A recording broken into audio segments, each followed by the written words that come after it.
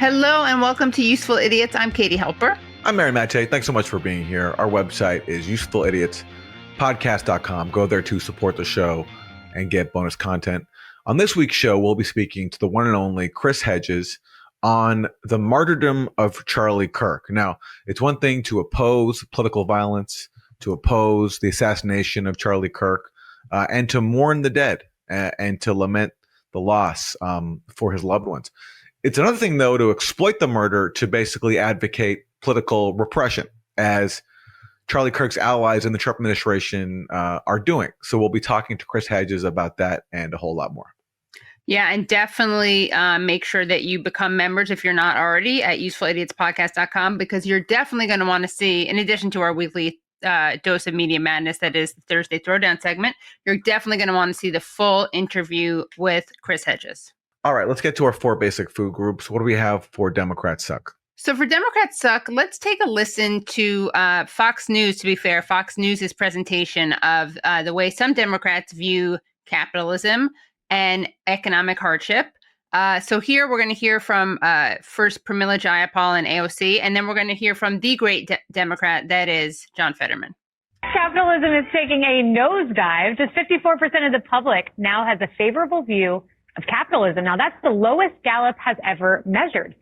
You could probably guess which party is causing the slide. You got it right. Only 42% of Democrats view capitalism favorably. Okay, so that's an interesting kind of extrapolation that the Democratic Party are causing people to have a unfavorable view of capitalism. I don't think that's how it works. People are viewing capitalism with increased criticism because of the lives that they live, not because some politician is telling them to do it. Yeah, I wish it could be true that, Bernie Sanders' message is catching on, that capitalism is failing people and we should have health care for all. But I don't think that Bernie Sanders is that effective. I think actually it could just be good old lived experience. Yeah, exactly. And then what happens is you have someone like Bernie Sanders who taps into that. I mean, it's a bit of a symbiotic thing, right? You have people who believe this. It's not a radical idea. Media and political elites pretend it's a radical idea. And then you have people like Bernie Sanders and others who say, no, this isn't a radical idea. And that gives people, I think, more kind of courage to speak openly about it. But yeah, the idea that it's like some intellectual decision as opposed to lived experience and being at the brunt of capitalism is absurd, but it's very Fox News-ish. 66% have a positive view of socialism. Of course, the squad is egging on the Marxist revolution. What it's about is the corruption and the rigging of the economy by the wealthiest few. I think most people in this country wouldn't mind if people made wealth, but if it's made at the expense of others. There has to be a way where we can all be compensated in a way that allows us to live and feed our kids. What a radical idea from AOC. I know. We should all be compensated in a way that allows us to feed our children. Where's the gulag? You know what I mean? The gulag's right around the corner here. Yeah, I mean, I can't tell the difference between her and Karl Marx. I honestly don't know which one is speaking. You feel like you've inherited this world that I don't even know how a lot of people even make it. Notice, by the way, two words that don't appear in either of their comments. One starts with C and one starts with S. So they don't actually mention capitalism or socialism, which is an interesting clip if you're trying to make the point that they're egging on their followers to support socialism and oppose capitalism. I guess maybe they're like giving some secret hand signals that we can't see, or maybe there's some coded language that we don't understand, but it's code for socialism good, capitalism bad. Not that I think either of those things are bad things to say, but it's just funny that this is like Fox News doing exposing these people, and they can't find a single quote where they mention capitalism or socialism. But don't worry, guys, because if that is too pro-socialism for you and too anti-capitalism for you, boy, are you going to be glad to hear from this next guy. But bring in John Fetterman, a voice of reason, trying to snap his party out of the socialist trance. I literally was in a former communist nation. And I asked that. I said, some people in my party, some of the lefties are talking about socialism now. What do you think? He's like, that's the worst thing ever. You would never want to live here. I've lived through that kind of a thing. You know, you're going to need a reality check if you ever adopt any of those things. You know, like, you are morons. It's like, it was a nightmare for us.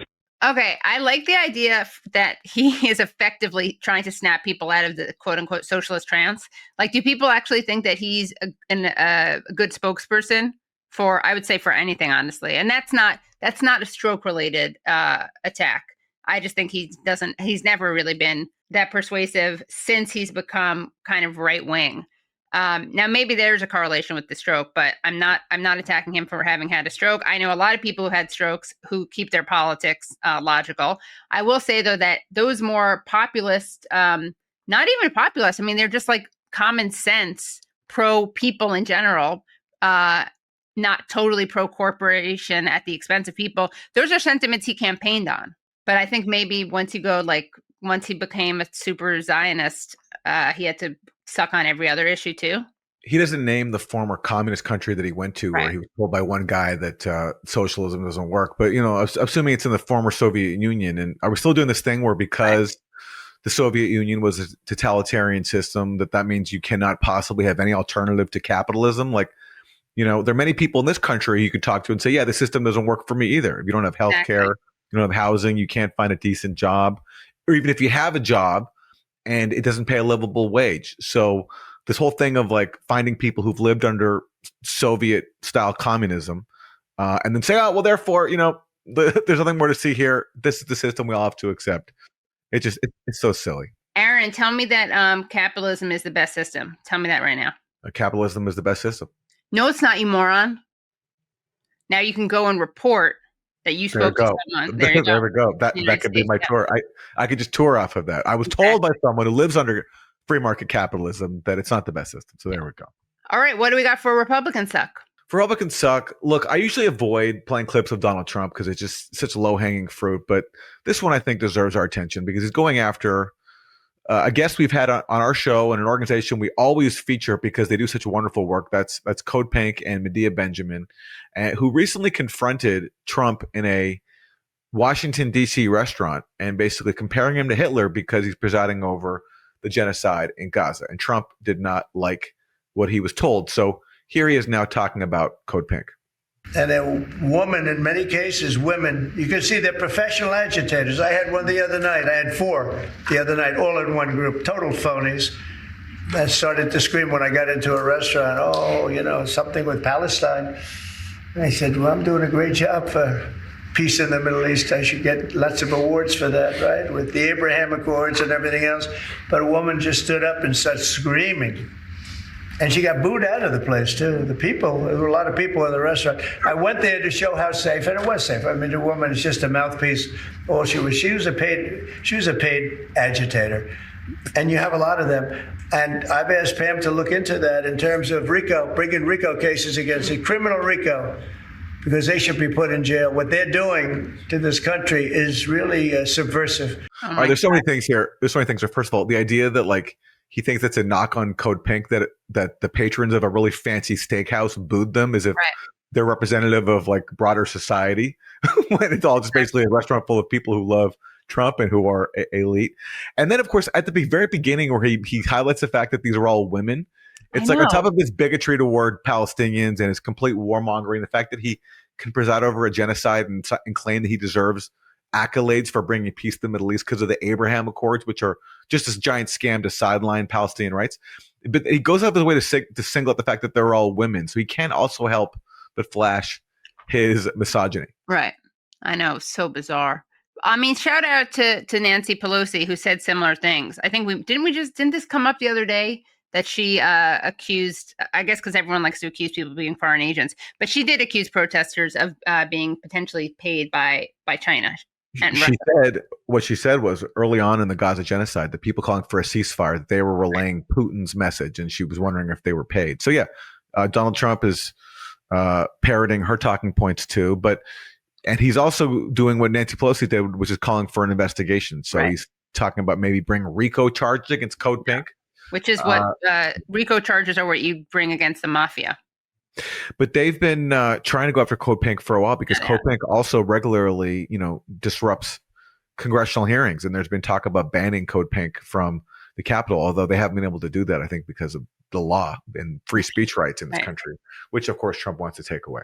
Well, isn't that weird? Let us now turn to the great Senator Ted Cruz, who's speaking to Caitlin Collins on CNN about the alleged shooter of Charlie Kirk, Tyler Robinson.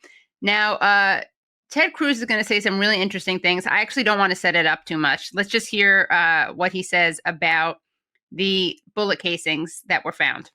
Yeah, as Todd Blanche, the Deputy Attorney General, just said, right now they don't have any evidence of an organization. Obviously, they're still looking into this. But on the bullet casings, I don't remember there being a transgender one on there. I remember him saying there was one that said, if you can read this, you're gay. It was referencing internet memes. But on what you just said there about investigating, there is. Hold on a second, Caitlin. There is a transgender if there is funding. One. Hold on, Caitlin. Caitlin, there is a transgender. There's a reference to. Do you see my bulge, which is, and I'm told, is an online meme for transgenderism? And Director Patel testified that the murderer here was living with his romantic partner, who was a transgender man transitioning to being a woman. And so, I mean, honestly, I kind of just wanted to play that clip because it was very entertaining to hear Ted Cruz say that. Do you see my bulge? But the truth is that apparently, and I don't know about this stuff, but apparently that's a reference, if anything, to online furry subculture, not transgender subculture. So he's got to get his subcultures and memes straightened out. But yeah, it's pretty ridiculous. They're trying so hard to tie this to some kind of transgender agenda. Transgender. I just made up that word, transgender. Look, this is where, to our loyal audience, we have to acknowledge our shortcomings. We're not up on meme culture, furry memes, other memes, video game memes. So this is not we're not gonna be your one-stop shop for memification explanations here. So you have to go elsewhere. But yes, it is very funny to hear Ted Cruz repeat this and then assume this is evidence of a whatever it means, a transgender ideology. Right. Yeah. By the way, I am very happy that apparently there were some references to Bella Ciao, which is a great anti-fascist anthem. And I am so happy to learn that it's a gamer reference. It really, because my mom was freaking out. She's very upset about that. We were very upset when we learned the Bella Ciao evidence, but thank God it's not an anti-fascist thing in this context. Not that it's stopping them from pretending that this is an avowed leftist, but that's what they're going to do. What do we got for terrible? For that terrible, remember the whole thing with TikTok where the Biden administration teamed up with a bipartisan coalition in Congress to basically try to shut down TikTok because TikTok was letting the kids see the wrong thing, namely images of the Gaza genocide that Biden and Congress were supporting. So apparently now we finally reached a good old-fashioned compromise where the U.S. is going to force the owner of TikTok, which is in China, ByteDance, to sell to a new coalition. And let's take a look at TikTok's lucky new owners. TikTok buyers to include Oracle, Silver Lake, and Andreessen. So who is Oracle and Andreessen? Well, that's a reference to Oracle, which is owned by Larry Ellison, mega billionaire who just got his son to buy CBS News, which his son is then going to turn over apparently to Barry Weiss of the famine-denying so-called free press. And Andreessen, and that is a firm that is co-run by Ben Horowitz. And who is Ben Horowitz? He's the son of the late neocon pro-Israel fanatic David Horowitz. So basically, don't worry, Israel supporters. TikTok will soon be in safe hands, and the kids will no longer be able to share and see images of the Gaza genocide that our tax dollars are supporting, thanks to the good old-fashioned free market, which in this case involves the U.S. government interfering in the free market and saying you cannot operate as a company because you're undermining our support for Israeli genocide. So that is the result of the whole TikTok controversy. Wow. Well, good job. Good job, Zionists. And as we're going to talk about with Chris Hedges in today's interview, Larry Ellison is not just buying up TikTok and CBS News. He's also now trying to launch a bid to buy Warner Brothers Discovery, which owns CNN. So if we're lucky enough, everybody, in the wonders of our free market system, right, where just like the most entrepreneurial people manage to succeed and the best ideas win, a pro-Israel fanatic will be controlling TikTok, CBS News, and maybe even CNN as well. Wonderful news. All right, for a bonus, isn't that terrible? I want to talk about Bernie Sanders. Now, Bernie Sanders just belatedly acknowledged for the first time that what Israel is doing in Gaza is a genocide after he long disputed that characterization. But there's been so many experts. The UN Commission of Inquiry on Palestine just became the latest. There are many more human rights groups, including inside Israel, that have called this a genocide. So Bernie Sanders finally has come out with a statement calling it a genocide. And, look, I do say better late than never. And I do appreciate the efforts that Bernie Sanders has made to stop the genocide. He tried to push through measures in Congress to block arms sales to Israel. That's a good thing, and he deserves credit for that. But what is terrible here about this, to me, is that on top of just being very late to the game, which, whatever, like I can let that slide, he's still parroting the Israeli propaganda that is used to wage the genocide. And I want to read some of it. This is the beginning of Bernie Sanders' statement. Hamas, a terrorist organization, began this war with its brutal attack on October 7th, which killed 1,200 innocent people and took 250 hostages. Israel, as any other country, had a right to defend itself from Hamas. So even in this very short passage, you have a number of just factual mistakes. First of all, on October 7th, it's worth stressing, the death toll was not 1,200 innocent people killed by Palestinian militants. This is actually a doubly false statement. First of all, not all of those 1,200 were civilians who are innocent. Hundreds of them were soldiers enforcing a brutal occupation and siege of Gaza. So you can oppose their killing if you want to, but you can't say they're just innocent people, just bystanders. No, they're enforcing a siege of Gaza, and people under siege, people under military occupation have the right to resist. So they're combatants. They're not innocent civilians. Now, what makes this doubly false is the fact that not all these 1,200 people were killed by Hamas. Right. We know, because this has been confirmed by witnesses and by Israeli media as well, that Israel enacted the Hannibal Directive and killed some of its own people. We don't know how many, because Israel's allowed no independent investigation. But we know that Israel killed at least some of its own people. So Bernie Sanders' statement there about the death toll is doubly false. He's also wrong, I think, just when it comes to substance, in saying that Hamas began this war. You can only say that if you ignore the decades of military occupation, ethnic cleansing, massacres, and siege that precede October 7th, which is what Israel did to the Palestinians, especially in Gaza. And if you ignore that history, only by ignoring the history can you then claim that Israel had the right to defend itself from Hamas. Because no, actually, if you're imposing a decades-long military occupation and brutal siege, you don't have the right to defend yourself against people who are resisting that occupation. You have the obligation to end the occupation and the siege. Now, that doesn't mean Israel didn't have the right to repel the attacks on October 7th, right? If your innocent people are being attacked, sure, you have the right to defend them. But this idea that Bernie's still endorsing that Israel has the right to go in and bomb Gaza to prevent another October 7th and defend itself from Hamas, no. If you're an occupying power, your obligation is to end the occupation. So what's terrible here about Bernie is that even in his belated recognition of the genocide, and even for all the laudable things he does to try to stand up to genocide, he still props up the propaganda of Israel as it wages that genocide. And that is what is terrible still about Bernie Sanders' statements. And whoever is writing them for him, I really hope that they see this and can rethink the wisdom of what they're putting out there. Because honestly, I think it'd be better if he just said nothing than saying stuff like this. What about if he just said, yes, it's genocide. Have a good day. Well, yeah, exactly. You can hire us, Bernie. Ali Abunimah had a really concise response to this, summarizing Bernie's argument. And this is what Ali said. Bernie Sanders, TLDR, yes, it was a Holocaust, but the Jews started it. And that's right. Bernie's still blaming Palestinians for the genocide that he's only now belatedly acknowledging. That is true, and those are powerful words from Ali Abunimah. I don't think, though, he'll be hired by Bernie. Ali, if you're watching this, I just don't want to get your hopes up. Yeah, I think that's a very safe bet. And those have been your 4 basic food groups. For this week's interview, we are joined by Chris Hedges. He is a Pulitzer-winning journalist who writes at chrishedges.substack.com. And we couldn't think of anyone better to help us make sense of the assassination of Charlie Kirk and the aftermath of the Trump administration exploiting that murder to expand domestic repression here at home. Indeed. And you can also check out his really great piece called The Martyrdom of Charlie Kirk on his Substack. All right, let's go to Chris Hedges.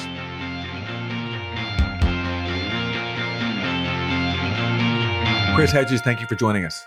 Sure, Aaron. You, in my opinion, are the leading chronicler of America's slide toward authoritarianism, which you often tie to the fact that it's a global empire. And you talk about the connections between being a hegemon and the fueling of an internal decay. So in the aftermath of Charlie Kirk's murder, where you're seeing the Trump administration exploit it to call for an even harsher crackdown on its domestic opponents, what are your thoughts? Well, I mean, as you're well aware, I spent 20 years covering disintegrating societies all over the globe. El Salvador, 7 years in the Middle East, countries like Iraq, of course, the war in the former Yugoslavia, not to mention the apartheid state of Israel. So that kind of deterioration and disintegration is intimately familiar to me. And so, of course, as soon as Kirk was assassinated, he was elevated within the canon of his movement to the status of a martyr. That was instant. I mean, even before they had apprehended Robinson as the suspect, you had Trump declare him a martyr. You had flags lowered at half-mast. He was given the Presidential Medal of Freedom instantly. And I've watched this before in other conflicts, and it's very dangerous because the martyr is really the lifeblood of radical movements in this sense. They use the martyr. Everyone does. You know, there was a very famous Russian revolutionary who was killed in the 1905 the Tsarist regime managed to crush it. It was kind of the dress rehearsal for the 1917 revolution. I forget his name, but he became the martyr in the same way that this Nazi thug host Wiesel became, and then you had the host Wiesel song. But that's true in everywhere. It was true in Yugoslavia. It's true everywhere. True in El Salvador. So I knew instantly what was happening. And the martyr is any kind of collaboration, any kind of dialogue, any kind of compassion with the opposing movement or opposing group is a betrayal of the martyr. It's a betrayal of the sanctity of the martyr. It is to essentially collaborate with people who, through the eyes of the radical movement that you're in, have kill the martyr. And that's, of course, precisely what's happening. I mean, it's really frightening. All of this rhetoric by J.D. Vance and Miller and others, this is not hyperbolic. They are deadly serious, and they will use the death of Kirk they are using the death of Kirk to essentially sanctify this crusade against what is left of our open society. And just to add, finally, I look at it as kind of three different phases. The first being attacking people who oppose the genocide, in particular students, as anti-Semitic. And of course, just anecdotally, 20 or 30% of them are Jewish, to shut down free speech. And the universities completely capitulated. Then you saw the demonization of migrants, of undocumented people as criminals. I mean, of course, it's insane. These people work 14 hours a day and earn about $12,000 a year. And I mean, but that became the mechanism to create ICE, which, if anyone thinks that these detention centers that will soon dot the American landscape are there exclusively for migrants or undocumented, they're extremely naive. It is normalizing a secret police force. I mean, when I saw that, remember that Tufts student who was snatched, and let's be clear, she was here legally, snatched for writing an op-ed piece in her university newspaper. That I saw that in Pinochet's Chile. I was in demonstrations opposing the dictatorship, and these cars, unmarked cars, would come up. These guys would jump out with the balaclava, their faces covered, didn't identify themselves, would grab people in the crowd, push them in the car, and Who knows where they were held or where they went, or, in some cases, if they, you never saw them again. I also lived, by the way, at the end of the dirty war in Argentina. So, and then this final phase is we're blaming primarily liberal. When they talk about left, they really mean liberal institutions, although, of course, those of us on the left are not going to be immune.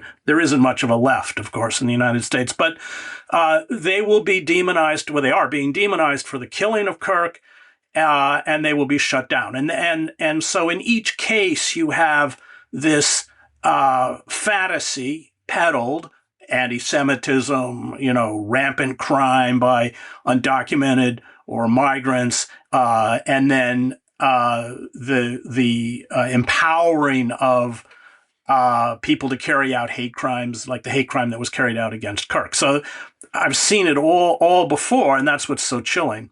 And I think other people who come out of collapsing societies also see it, and all of us are just really spooked. So you talked about the sanctification of Charlie Kirk when it comes from the right, but I'm curious what you think of it when it comes from the liberal side. I'm not sure to what extent this is a trend, but Ezra Klein, who is a prominent liberal columnist for the New York Times, the paper of record, he wrote an article called "Charlie Kirk Was Practicing Politics the Right Way," and basically saying that, you can disagree with Charlie Kirk, but he was doing things the right way. He was going to college campuses, holding good faith debates, and trying to use the power of persuasion. Well, that's why I don't read Ezra Klein.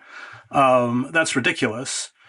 Charlie Kirk was fomenting the kind of hate and demonization. I mean, let's begin with the kinds of things he said about Muslims, the kinds of things he said about people of color, in particular Black people, the kinds of things he said about the LGBTQ community, the kinds of things he said about feminists. This was really vitriolic hate speech. And it is like all hate speech, giving license to people to act upon that hate speech. So, I mean, one of the things, look, I like all of us, I mean, when I heard about the assassination, I was appalled and horrified, not because I have any love for Kirk, I don't, but because I know how it would be weaponized. Right. And in all totalitarian states, vigilante groups are vitally important, and they serve this strange purpose of, at once in the formal structures of power, they have a kind of deniability because it's not them, it's one step removed. On the other hand, the vigilante group carries out a lot of the dirty work that whatever, police state or totalitarian state wants carried out. And we have all sorts of vigilante groups, and we have to count groups, these paramilitary groups that Eric Prince, you've got this, they've been in the so-called Gaza Humanitarian Foundation. They recruit from these white Aryan biker groups. They're very, very frightening. And so Kirk was part of that. And let's be clear, I mean, these people reap a lot of money from it. I mean, and of course, he apparently had a break with his Zionist donors at the end. And Max has done a good job of reporting that. But he was a shill for for the genocide and the apartheid state for a long time. And of course, had a massive budget of about $80 million a year. I get this from Max. And was really created. Many of these figures, like Rubio, we forget Tony Blair, they are total creations of Zionist money.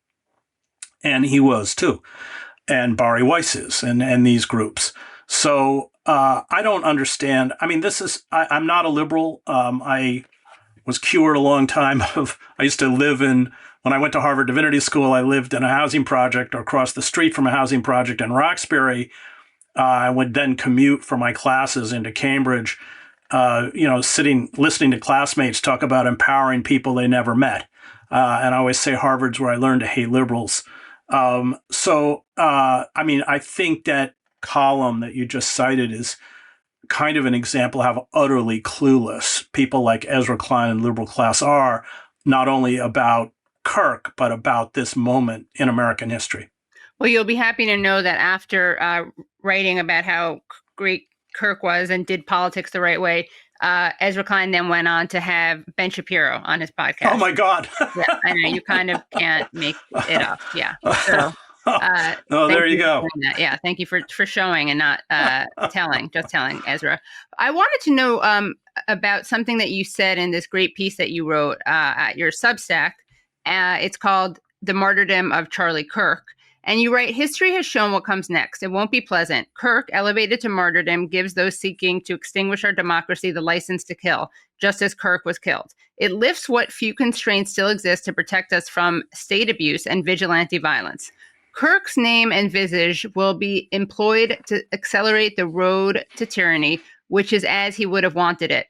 And I want you to elaborate on that last part, which is as he would have wanted it, because there is a kind of debate now, and the space of what Kirk would have wanted is being kind of contested. You have some people who are saying that he was a free speech champion. Then you have some people saying that no, he wasn't, and he wanted crackdowns on speech. And then you have some people who are saying, well, he was just a hypocrite and all over the place. So can you talk about this side of him that you say would have been happy with what's happening right now in response to his killing? Well, I find this effort to promote him as a free speech champion just ridiculous. He had what is Professor Watch and City Council Watch. This was about outing, and he worked closely with the Canary Mission, which of course doxes all sorts of people on college campuses. No, I mean he definitely was not about liberty and not about free speech. He comes out of this cabal like Miller and Vance and others. So no, he was not a champion of free speech. He did his little dog and pony show where he'd go around to campuses and people would come up to supposedly debate him. I don't consider those debates. And then, he would take clips of it if he did well and ignore the clips when he didn't. That's show business. I mean, and many of these people are in show business. I spent 2 years covering the Christian right, spent a lot of time in these mega churches, and these people are just, updated versions of P.T. Barnum, which is really what he was, what he is, was. So, I think that's just a complete misreading of his own. He's a very public figure. I mean, his statements are very public. But the idea that he was engaged in free speech. I mean, totalitarian movements, Hannah Arendt writes about this, are always happy to play by the system until they don't have to. They'll play by the system, and then when they have enough power, they'll flick the switch and the system will go dark, which is exactly the moment we're in. And you just mentioned earlier in this conversation, you said that Charlie Kirk was the victim of a hate crime. Yeah. Can you elaborate on that point? Well, okay, we don't know the motive, but I mean, sure. I consider killing anyone for their political beliefs a hate crime. Let's put it that way. I find everything he stood for repugnant, of course, and have spent my whole life fighting against it and the positions he espoused and people like him who espouse it. But political assassination, no matter who carries it out, is a hate crime. And what do you make of the fallout on the right now when it comes to the issue of Israel? You mentioned Max Blumenthal's reporting at the Gray Zone. He spoke to a number of sources who told him that Charlie Kirk was shifting a little bit on Israel, that he had had some unpleasant experiences with pro-Israel donors, including Bill Ackman, pressuring him to essentially stop platforming people like Tucker Carlson, who have been critical of Israel. And Charlie Kirk was insisting that he was going to keep on giving space to people like Tucker Carlson.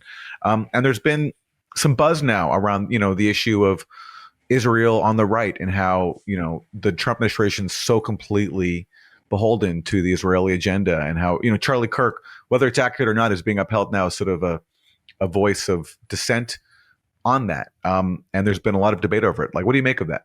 I find it really fascinating. I mean, what Max reported on it was kind of nascent. It was beginning. We had not actually broken with Israel, and of course, Max did two stories that I read.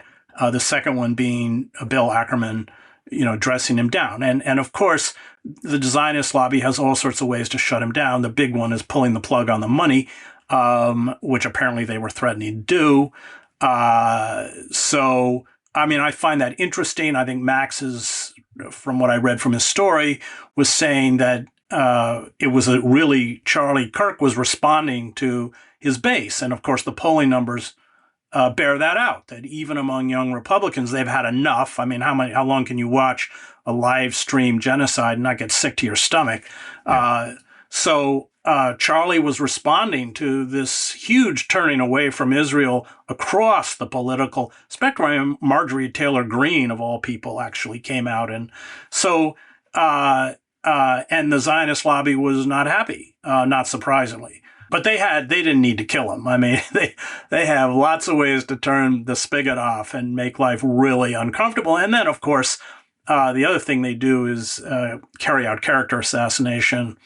And they've got a very compliant media as an echo chamber. I am good friends with Norman Finkelstein. His entire academic career has been characterized by this sustained assault by the Zionist lobby against him. Right.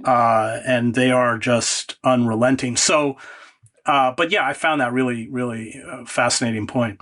So let's actually play two clips featuring Charlie Kirk, and you'll see some evolution on the issue of Israel.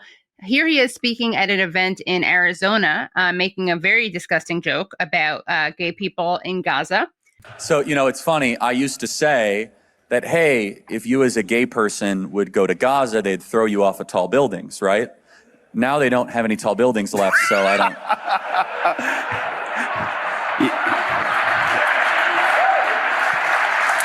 When you mess with the bull, you get the horns. Is that too soon? I'm sorry. Maybe you shouldn't kill Jews, stupid Muslims. And here is Charlie Kirk a few days before he was killed, speaking to Ben Shapiro. Charlie, we've pushed back against the media on COVID, on lockdowns, on Ukraine, on the border. So maybe we should also ask a question. Is the media totally presenting the truth when it comes to Israel? Just a question, that maybe we shouldn't believe everything the media says, because I know I've been conditioned to ask a lot more critical questions over the last couple of years. So, Ben, some people would accuse Israel of wanting to ethnically cleanse. Some people in the Israeli government are saying, again, it's all over the place, right? So you can see the shift. I mean, nowhere is he talking about the humanity of Palestinians, right? We should be clear. But you do see him perhaps catering to a base that is not happy with the alleged America First president being so beholden to Israel. Yeah, he's at the same time, he's not condemning the genocide. So, of course, right. Exactly. Yeah, so let's be clear. I mean, but it is a shift. And I'm sure for Zionists and their supporters, it was a very frightening shift. As you can see in the, I don't know if you guys noticed, but Ben Shapiro's eyebrows go up about 5 feet when he mentions that. I can guarantee you that they have poured a lot of money into making sure that Ben Shapiro is in the running to replace Charlie Kirk. Right. It is amazing watching people so overtly weaponize, like his body isn't even cold, and they're so overtly weaponizing his death. Well, as Max pointed out, Netanyahu has tweeted 6 different times about Kirk, which is kind of overkill. I mean, there's something happening there. Yeah. Well, now that he's dead, he gets to pretend that that's why he's not visiting Israel, right? So I remember the first day I went into the post office and saw a stamp with Malcolm X on it. Almost fell over. Right. Once you're dead, they own you. Yeah, exactly. I teach in a prison, and they have Malcolm X quotes on the wall in the prison classrooms, but none of them are.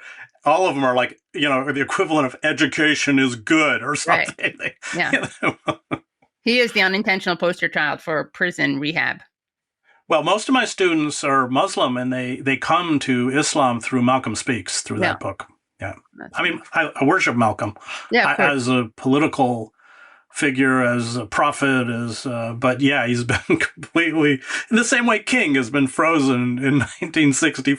King also had a radical side to him. Right. And Cornell did a good book, The Radical King, but he's frozen in when was the I Have a Dream speech? 64, I think. Yeah, 63, I can't remember. Yeah. Definitely don't talk about his Vietnam speech. They don't talk about they don't talk about his huge shift in the war on poverty, in essence, and that racism will never end until economic. And then that's when all the white liberals went for the exit. Let's go to Attorney General Pam Bondi. In the aftermath of Charlie Kirk's murder, she argued that there is now a distinction between free speech and hate speech, and she vowed to go after people who she says in the aftermath of Charlie Kirk's murder are practicing what the Trump administration deems to be hate speech. There's free speech and then there's hate speech. And there is no place, especially now, especially after what happened to Charlie, in our society. Do you see more law enforcement going after these groups who are using hate speech and putting cuffs on people so we show them that some action is better than no action? We will absolutely target you, go after you if you are targeting anyone with hate speech, anything. And that's across the aisle. And I do have to add that though I think he was an opportunist and inconsistent, it is interesting because Charlie Kirk said there's no hate speech. Well, but it's also how they define hate speech. Sure. All these people who were losing their jobs, and they didn't actually engage in hate speech. They dared to criticize the sanctified martyr. They didn't justify the killing. I mean, there may have been people who did it, but I mean, most of these people who've lost their jobs opposed his Islamophobia and his racism and his homophobia and everything else.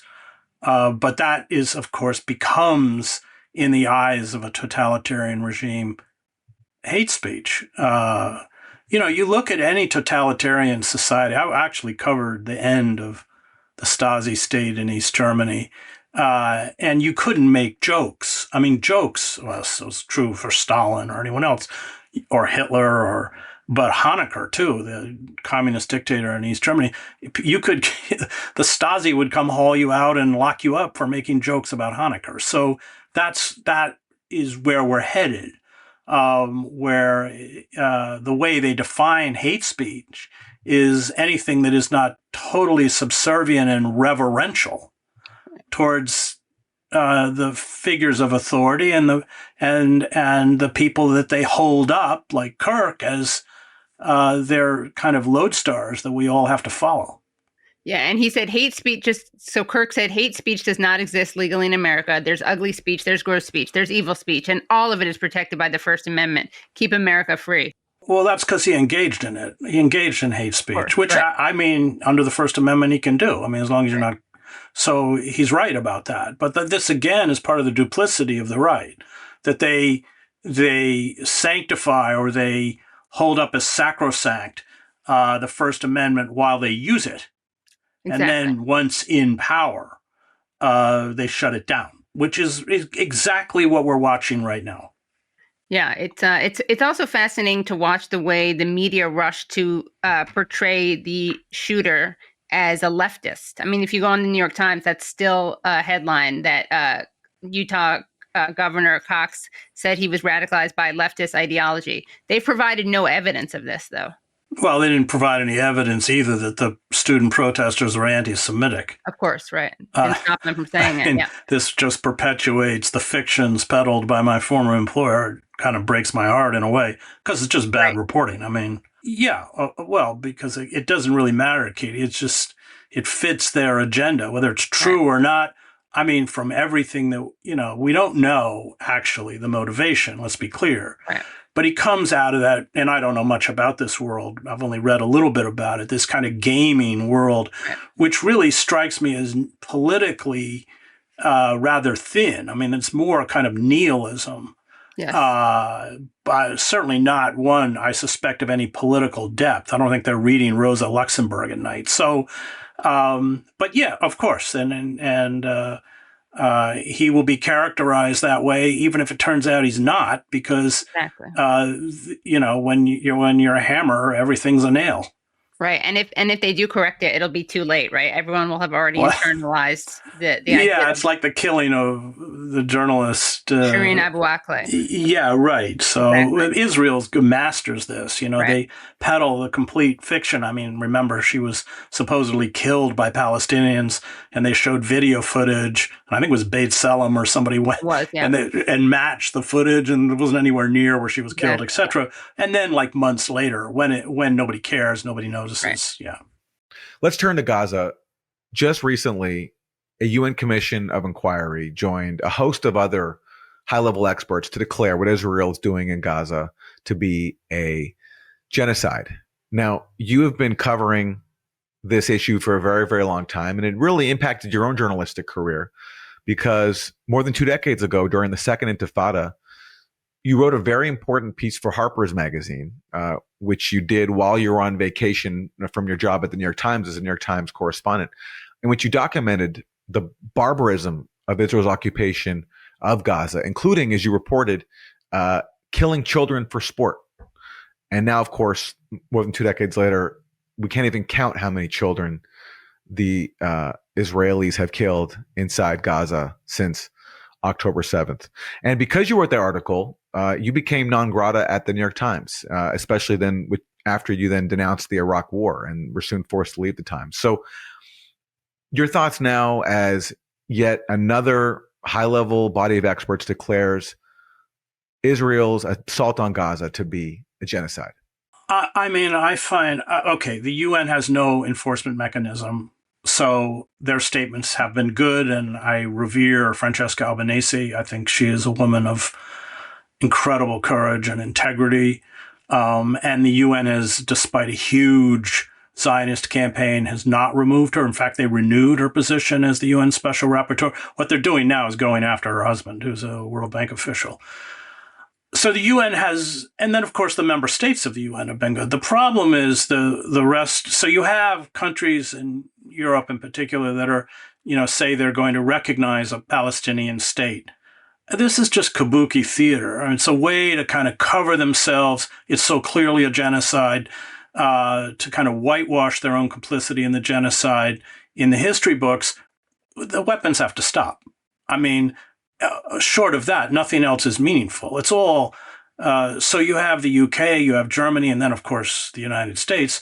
You're just pumping. We give $3.8 billion a year to Israel. Thank you, President Obama, a year. And then since October 7th, another $15 billion. I mean, Israel ran out of its stockpiles months and months and months ago. It could not continue this genocide without being resupplied by the United States. And so, yeah, I look at that statement, I mean, as essentially done out of the self-interest of European states and European states people, without doing anything meaningful. I mean, as Francesca said, really we're at a point where either NATO intervenes, the Turkish Navy, to break the blockade, and we create a no-fly zone over Gaza, and we break the blockade that Israel, sea blockade, to deliver the humanitarian aid. We did that with the Kurds. I was there in northern Iraq when Saddam was pushing the Kurds over the mountains, and tens of thousands of people were freezing to death, and they were forced below the 38th parallel, the Iraqi army. We had a no-fly zone, and we did it. We've done it. We do it we're not doing it for the Palestinians. So it's either that or we cut Israel off. I don't see either happening, but those are really, from a moral standpoint, not just a moral standpoint, from a standpoint of adherence to international law, humanitarian law, those are the only two options. And do I recall correctly that you recently went to Egypt and spoke to survivors of the genocide?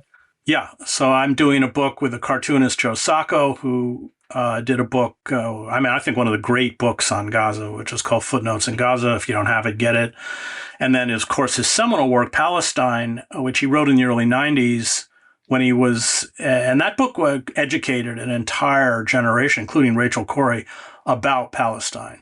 And then he and I both did that Harper's piece, Aaron, that you mentioned. He drew it and I wrote it. And he called me just a couple of weeks after the genocide started and said, we have to do a book on Gaza. So we were in Egypt interviewing Palestinians from Gaza. You can't get into Gaza, but it doesn't matter. We want, of course, so much about this campaign by Israel, this genocide, is not just about the annihilation of the Palestinian people, but the erasure of their culture, their history, their stories, their memory. And I think both of us felt, our small contribution was to fight that erasure, to make sure these stories were captured and documented. And Joe Sacco also did something with Art Spiegelman. Yeah, he did a really good little comic I think it's called War in Gaza. I can't remember. That's he publishes these things. I think it's with Fantagraphics. I mean, the Spiegelman thing was good, but his little book is.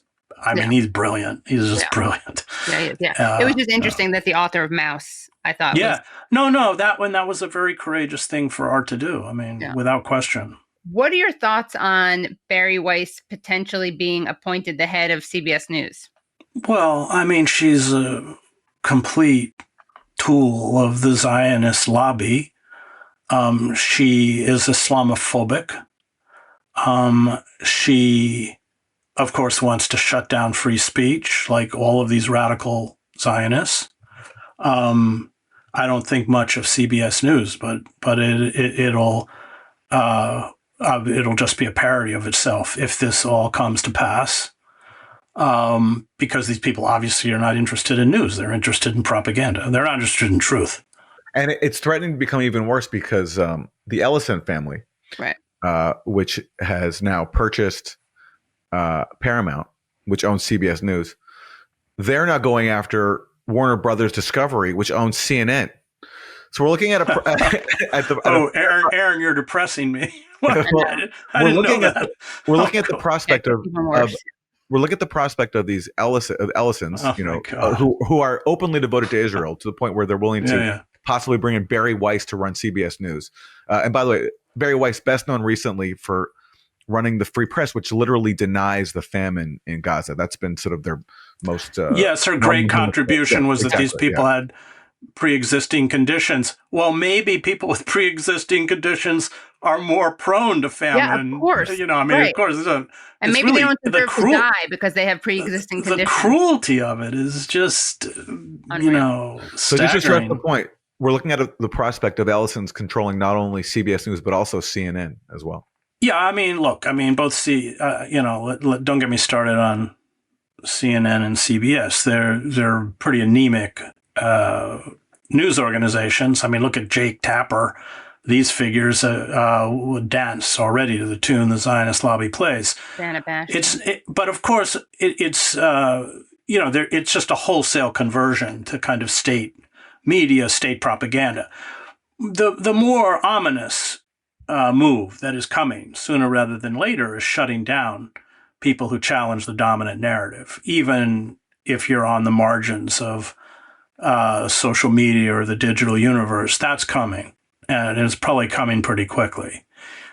Because there's a wonderful essay, I covered the Velvet Revolution led by Václav Havel. I was in the Magic Lantern Theater at night with him and Klaus and Dinsberg. Everybody ran the government. And Havel was an amazing figure, but he wrote this essay, The Power of the Powerless. And it's a great essay, and everyone should read it. It's not very long. You can probably get it online. But he talks the power of living in truth and how threatening that is to despotic regimes. So even in the case of Havel, he was in and out of prison. You could only hear Havel on Voice of America, but you couldn't hear him internally. But the truth itself is dangerous because it punctures the magical thinking that is peddled and is peddled by the Zionists and everyone else. Because what the stories that the Zionists are peddling is just now so utterly, the chasm between that and reality is so vast. And so you shut down reality. You shut down the ability of people to hear. And that's why the truth is dangerous, even when it's already been pushed to the margins of the society. So on the one hand, you have the capture of these media organizations, which have already largely capitulated. But what you will see is a relentless pursuit against those of us who keep calling them out. What do you think of the difference between the Biden administration and the Trump administration when it comes to Gaza, and also repression at home, and Republicans and Democrats more generally? It's rhetorical. So, we all expect the annexation of the West Bank. The Biden administration would do nothing and issue a statement saying that's not a nice thing to do. Trump will say, great, annex it. But in terms of on the ground for the Palestinians, zero. There's zero difference. I mean, Blinken was a total bag carrier for Netanyahu. Yeah. People forget that his first trip after October 7th, he was given a list, a quota kind of list of that, and traveled to Egypt and Jordan and everywhere else, and said, okay, I don't remember the numbers exactly, but he wanted Egypt to take like 500,000 Palestinians. I think they wanted Iraq to take 110,000. Yeah, I mean, so there's no difference. There's a rhetorical difference, but Biden fully supported, backed, funded the genocide as enthusiastically as Trump. I mean, Biden, who knows? It was probably Kirk, and not Kirk, but Sullivan and that troika there. We don't know how sentient Biden was, but the administration did. And what about domestic repression? I was going to get really bad. I mean, see, unlike you and Aaron, I have another profession.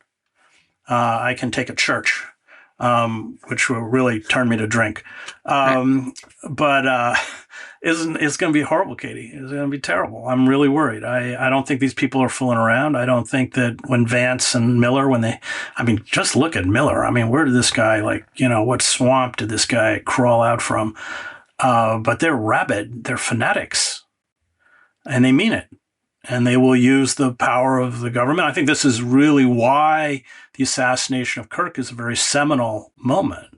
I mean, remember with Kristallnacht. So of course, all of this kind of stuff is in the planning in the same way the genocide is baked within the DNA of the Zionist state. And so the assault against the quote unquote radical left is baked with, so it's always moving. But with Kristallnacht, you had a German diplomat who was assassinated in Paris, and that became the excuse for burning synagogues and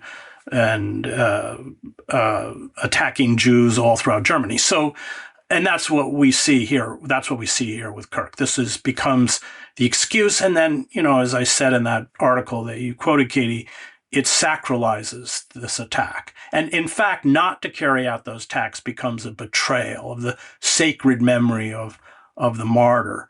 That's what's coming. It's coming, and it's coming sooner rather than later. Well, given that Trump has been so authoritarian at home, also cutting social services like Medicaid, and given his fulsome support for Israel, there's no difference at this point between the Trump administration and Netanyahu. I mean, do you think there needs to be some rethinking on the left at all when it comes to the decision every 4 years about whether to vote or not, and whether to keep Republicans out of office? This is, as Emma Goldberg said, if voting was that effective, it'd be illegal. I have long stepped away from the Democratic Party. As you know, Aaron, I was Ralph Nader's speechwriter. I have long believed that we had to create a counter pressure on the left, and it wasn't going to be created through the Democratic Party. I think Bernie Sanders illustrated that point. They sabotaged his campaign completely. And then you had the major donors like Lloyd Blankfein saying that if Sanders was the nominee, they'd all support Trump. The whole response to the Trump administration and, of course, the genocide by the Democratic leadership is appalling. They don't even function as a real political party in the sense that the base of the party, what the base wants is irrelevant. They're just kind of used as props and conventions. I think it's 77 or 75% of the Democratic base wants to stop arms shipments to Israel. That doesn't matter. I think 68% want to get rid of Jeffries and Schumer, and that doesn't matter. It's labor. I mean, this is why I spend so much energy supporting Shama Sawant. It's labor. And the oligarchic class and the corporate classes worked very hard to strip from the American workers the right to strike, because the right to strike is the one weapon, collective weapon that we have that can actually cripple and shut down the economy. So I just got an email a day or two ago from my friend Roger Hallam, who founded Extinction Rebellion and Just Stop Oil. So they shut down the M25 motorway for 4 days around London. Roger wasn't actually on the motorway, but he was in the planning of it. And they put him in prison for 5 years. I went and visited him in prison. They put him in prison for 5 years. You can tell by their response who's dangerous. Yes, we have to regain a kind of militancy. We have to begin to speak again in the language of class warfare, but mostly we have to organize, and we have to organize in ways that can cripple the machinery of commerce and the machinery of state. And anything else is a waste of time, I think. And just to explain who Kshama Sawant is, who you mentioned, she is a staunch leftist in Washington State, running for Congress right now to unseat Democratic Congressmember Adam Smith, who is a staunch supporter of the Israeli genocide, voted for the war in Iraq, complete militarist. And so she's challenging him right now in Washington State. Yeah, she was the socialist city councilwoman for 10 years. And, Amazon spent literally millions of dollars trying to unseat a city councilwoman. But she has a strong organizing base. So Seattle was the first city in the country to think I have a $15 minimum wage. They stopped landlords from evicting people who couldn't pay their rent during COVID. I mean, all sorts of great stuff. And then she started Workers Strike Back. I think that's where we have to go. And as people begin to carry out that kind of organizing, the state will be fierce in terms of because that threatens them. That actually threatens them. Sitting around on your computer, writing vitriolic messages to Trump, that's exactly where they want you, alone in your room, writing stupid things on your computer. So it's and we see it. We've seen hints of it. The Wildcat Strike. Wildcat strikes are when you defy your union leadership. That's what the Virginia teacher strike was about. You saw the Chicago teacher strike. That's really where we have to go. And all the traditional Sinn Féin and the traditional labor leadership has sold out completely or been bought off or whatever. But that's where, and any successful leftist political movement is grounded in labor. That's what labor, when it was real, was in the UK. Go back to the 60s and 70s in Sweden. That was a labor-based socialist state. And that's really where we have to go. I don't have a lot of hope. I mean, I think that the left has been so denuded and so weakened. I'm very worried. It's not like the 30s. In the 1930s, you had the breakdown of capitalism, but we had a powerful labor movement and a powerful communist party. I'm not a communist, but the Communist Party played a very crucial and important role in defending workers' rights in this country. They've largely been utterly erased from U.S. history. We don't have that. And it was really that labor movement, the radical socialists and the Communist Party that prevented us from becoming fascist, because there were strong strains in the United States that loved Hitler and Mussolini in particular. So, but now the left has been so weakened. I'm very worried about, the collective ability to fight back. But that is what we have to try and do. Okay, so on that front, let me put you this, just when it comes to the decision to who to vote for or whether to vote at all every 4 years. I would argue Trump has been a lot worse for labor than Biden was. Biden had some decent people on the NLRB. Trump, meanwhile, has pushed through orders that have stripped nearly 500,000 federal workers of their union rights. And so the argument there is, in voting for Democrats, you're not voting for who you think will be good for you and be your ally, but you're voting for who you'd rather take on as your enemy. So would you rather have in office? I don't buy that argument, Aaron, for this reason. I mean, again, it's all performative. So you're right. All the points you made are correct. But what happened when the freight railroad workers were going to strike? What did Biden do? He ordered them back to work. Yeah. He sold them out. Yeah. Yeah. He ordered them back to work. He broke the strike. So when it comes down to actually exercising labor power, Biden wasn't any good. And the Democrats aren't any good. So Glenn Ford used to say the Democrats are the more effective evil. Right.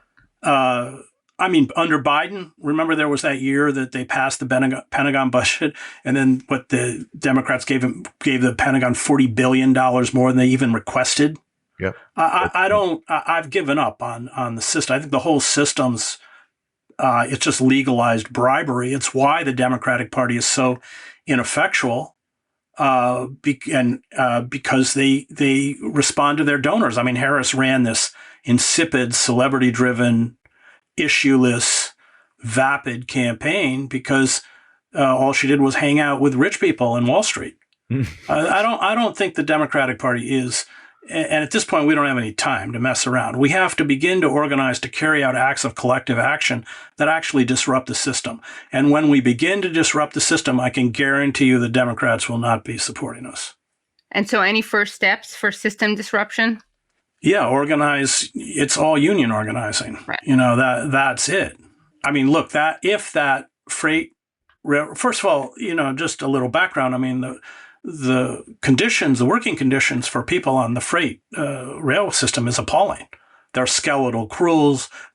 They work in unsafe conditions. They're fleeced in terms of wages. It's horrible working conditions. But if that strike had gone through, it would have crippled, had massive effects on the economy.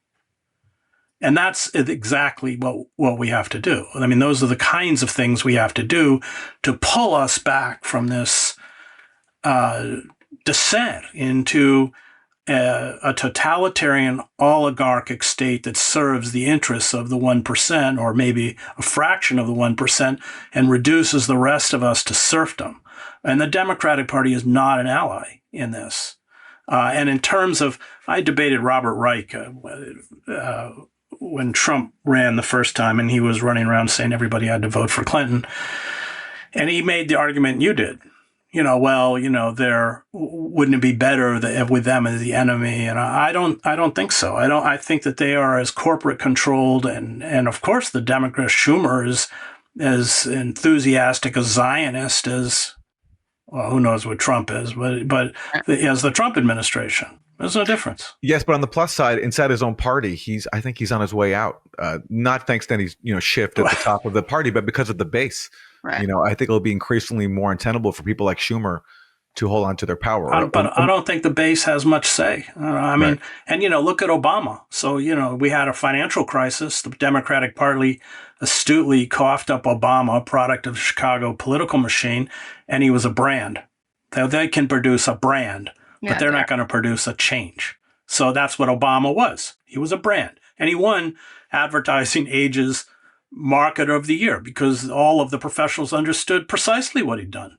And the first thing he did in office was sell us out with Larry Summers and Wall Street. So the Democratic Party might have a change, but will they have a substantial change, or will it be a rebranding? It'll be a rebranding. Right. I've talked to a few people around Obama and on the issue of Israel-Palestine. And the impression I got from these people I've spoken to is that Obama was not a committed Zionist at all. Yeah, of course not. Like he knew what the deal was in Palestine, but he just didn't want to expend any political capital on it. And Biden, when he came to office, he also didn't care about Palestine. In fact, he just totally ignored it throughout the bulk of his term until October 7th. That's why a week before October 7th, Jake Sullivan was bragging about how quiet everything in the Middle East is. Well, he cared about Palestine to the extent that he's a rabid Zionist, right? Biden, unlike Obama. Yeah, but I mean, the thing with Obama, and I remember when Obama gave the speech, the first time he was running, when he gave the speech to AIPAC, I listened to it, and it was appalling. I mean, it was written by an AIPAC lobbyist, obvious. So, yeah, I don't think he's a Zionist, but he's very cynical. He's a very, he doesn't stand for anything, really. Obama stands for nothing. Neither did Biden, frankly. The reason Obama picked Biden as vice president is because he was a Republican dressed as a Democrat. Yeah. Biden was calling for the invasion of Iraq 5 years before we invaded Iraq. He was against school busing. He worked with Strom Thurmond. I mean, it was horrible. He built the whole omnibus crime bill and the 3 strikes you're out, and it was all Biden. So, yeah, no, these people are not. They're not. Well, Trump's not a committed Zionist. Well, what is Trump committed to other than Trump? So, but they understand they're not going to defy the Israel lobby because it's not good for their political career. And then Biden didn't. And Biden took more money from AIPAC than any other U.S. Still holds the record for any I can't remember how much it was. Maybe you know, Aaron. It was like $5 million. I don't know. It was a lot of money. And Obama was the same. Chris, we're going to wrap. You've written a number of influential books. The one book I keep hearing about that really called this moment, that was very prophetic, written over a decade ago, it's called Empire of Illusion, The End of Literacy and the Triumph of Spectacle. I haven't read this one. So I'm just curious, what is this book about, and what does it say about the current moment we're in? Yeah, I mean, so I look at all of those books as kind of, one book led to the other. So I did Death of the Liberal Class. Then I did Empire of Illusion, The End of Literacy and the Triumph of Spectacle. And then I did, with Joe Sacco, who did the illustrations, Days of Destruction, Days of Revolt. But it's about the hollowing out of genuine political discourse, political debate, and replacing it with spectacle. And it comes out of Guy Debord a little bit, Society of Spectacle. But everything becomes vaudeville. Everything becomes Hollywood, including politics. And that, of course, is part of the descent towards a totalitarian state, because what totalitarian states do really well is spectacle. That's what they do. That's their lifeblood. True, and very, very depressing. Well, we're still doing it. I don't know how many more days we have left. We're all still here. And by the way, according to Open Secrets, Biden was the top recipient from AIPAC and got $4,228,614.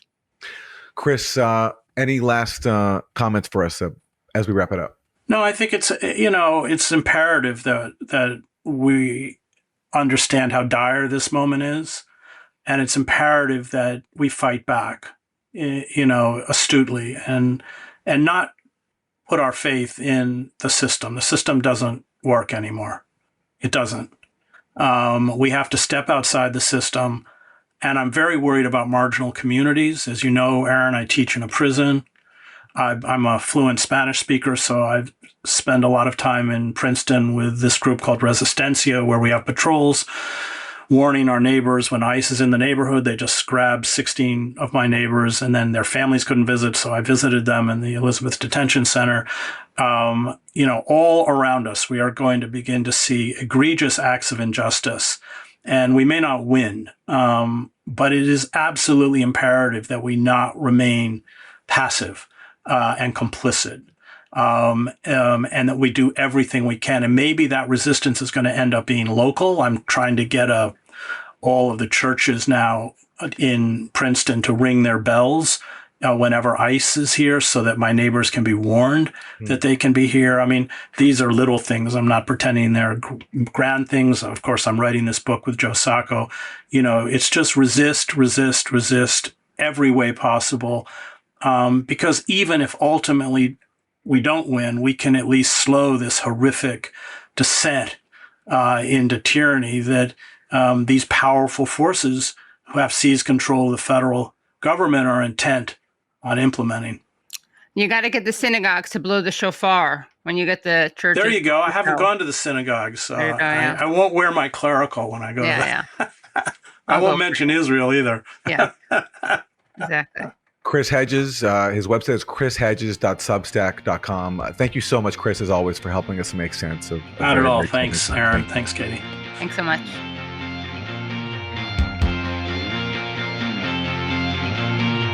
And thanks again to Chris Hedges for joining us. His website, again, is chrishedges.substack.com.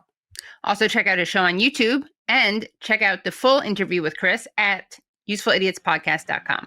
All right, that is our show. Thank you so much for tuning in. We'll see you next time. Bye, everyone. Thanks so much for listening to and watching Useful Idiots.